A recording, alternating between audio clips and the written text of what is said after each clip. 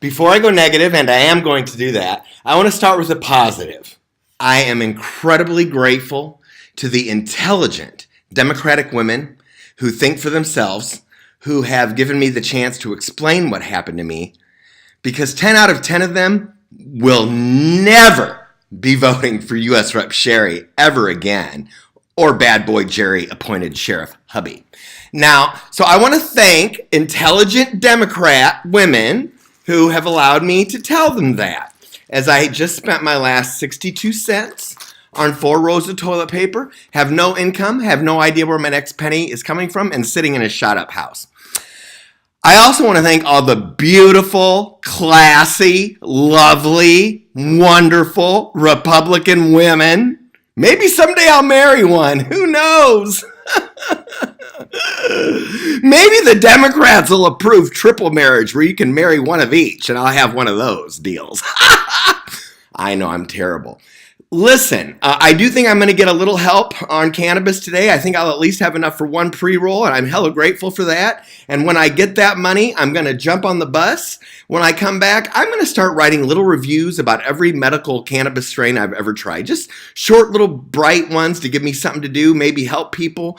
Because I want to be working in cannabis. I mean, I want to go on disability. I want to go on it immediately. But you can still make money. And I want to dedicate the rest of my life to really advocating for cannabis, because why would I not do that? I can't help but think that the federal government has learned an awful lot about medical cannabis and chronic PTSD, especially given my situation. And now I'm going to turn negative just before I sign off so that you all know what I'm dealing with.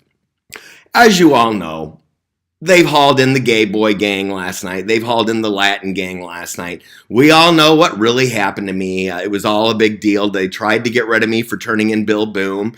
They were real lucky because they had a key to my house. A drug kingpin, Frank Fitzpatrick, had lived in my house. High-ranking Democratic official, Milan firefighter Todd Fitzpatrick, is who owned the house, my childhood home that my dad bought back from him. So everyone knows what happened to me, and yet a Rock Island County Sheriff's deputy still whizzed right past me as I was crossing the parking lot to go into my home. Hopefully, they've joined the bandwagon and were protecting me.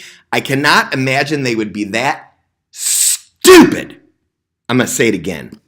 Stupid to continue to harass me, especially after their bus stunt, which as far as I'm concerned should have landed Jerry in federal prison immediately. I have every right to say that. I have been harassed to no end. I am getting no justice. As I checked out today at the checkout lane, the cashier said, "How you doing today?" I said, really not too bad. I really can't complain. The sick, hateful woman in front of me turned around.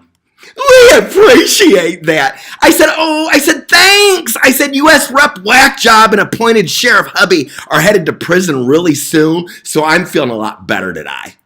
And I thought the store was going to erupt in laughter as that sick, hateful woman who gaslighted me on purpose, just like the sick, hateful people with the Bustos sign in their yard that have a car in the driveway that looks just like the State Farm insurance adjuster.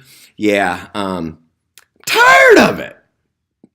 Both of them belong in prison from where I sit, and I have every right to say that. I have been a victim of multiple crimes by that sick, filthy county, and so far, nothing has happened to them, only because I haven't sued them, because I want them to go to prison. So again, I know I'm going to get a little help here in a little while. I think I'm going to get $20. I could get a rocket joint for $20, but unfortunately, I lost my bus pass, so I'm going to have to spend $2 on bus fare. But I'll have enough for a pre-roll. I'm going to get that heavy OG 18 because that's what I need. And then I'm going to work on little cannabis reviews. And I thank everyone for their help. I'm sweating because I just walked to Hy-Vee and back. I thank everyone for their help and support. They've rounded up so many gang members last night, so many sick, filthy people. Oh my goodness, so many criminals that have been criminals in Rock Island for decades that I went to school with. I want to close too by saying this. All of this has something to do with wrestling.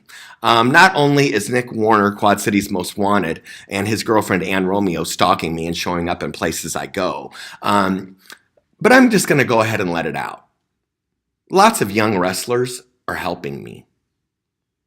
Were these young wrestlers molested? What's going on with the wrestlers? What's going on with the wrestling? What's going on with, is it Rep Jordan, whose son was a wrestler and was killed in the car accident here?